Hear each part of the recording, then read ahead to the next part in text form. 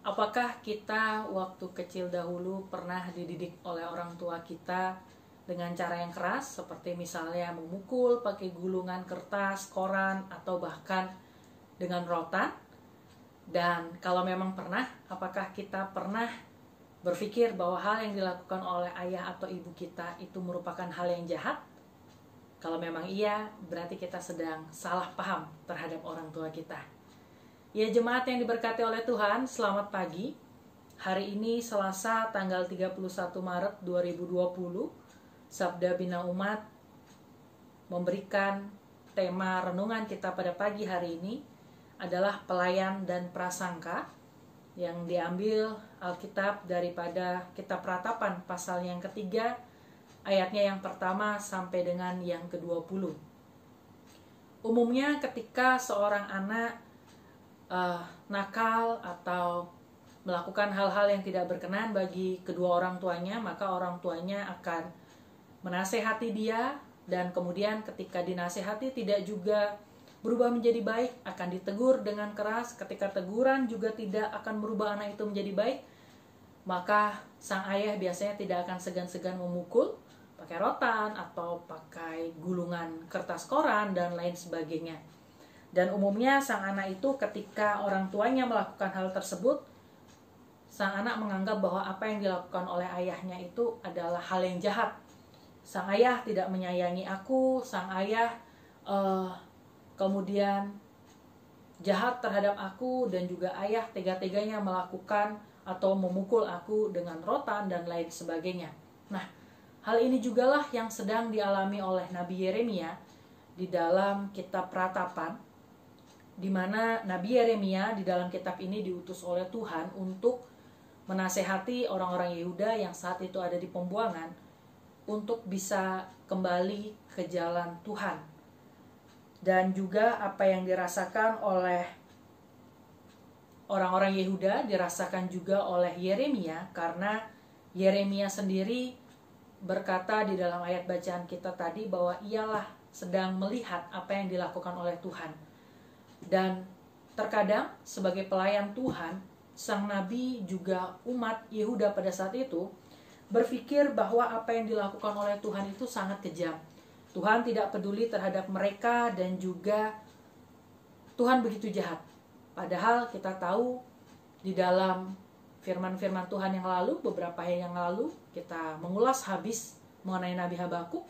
Di situ pun telah dijelaskan bahwa sesungguhnya penghukuman Tuhan itu dilakukan oleh Tuhan agar umat kembali menjadi bangsa yang benar, kembali menjadi bangsa yang taat akan perintah Tuhan, dan juga menjadi berkat bagi orang lain.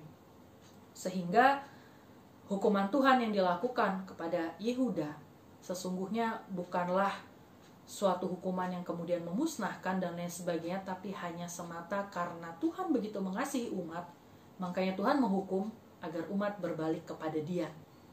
Jemaat yang diberkati oleh Tuhan, untuk mengawali hari kita di pagi ini, di hari ini, firman Tuhan pada hari ini mengajak kita untuk melihat kembali kehidupan kita. Baik kita sebagai seorang pelayan Tuhan, baik kita sebagai umat Tuhan, sebagai siapa saja kita, pada saat kita mengalami didikan daripada Tuhan, maka tidak jarang kita pun akan berpikir seperti orang-orang Yehuda, berpikir seperti Nabi sendiri bahwa Tuhan itu jahat, Tuhan itu tidak menyayangi kita, dan Tuhan itu begitu tega terhadap kita.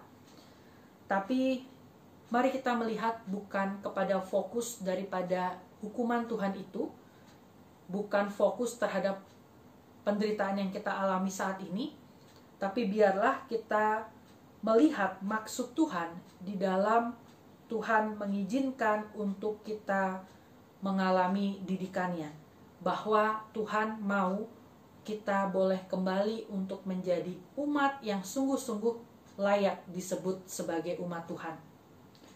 Jemaat yang diberkati oleh Tuhan, fokus pada kemurahan dan kasih Tuhan akan menghindarkan kita dari prasangka dan salah paham, akan menghindarkan kita dari penilaian sepihak terhadap Tuhan.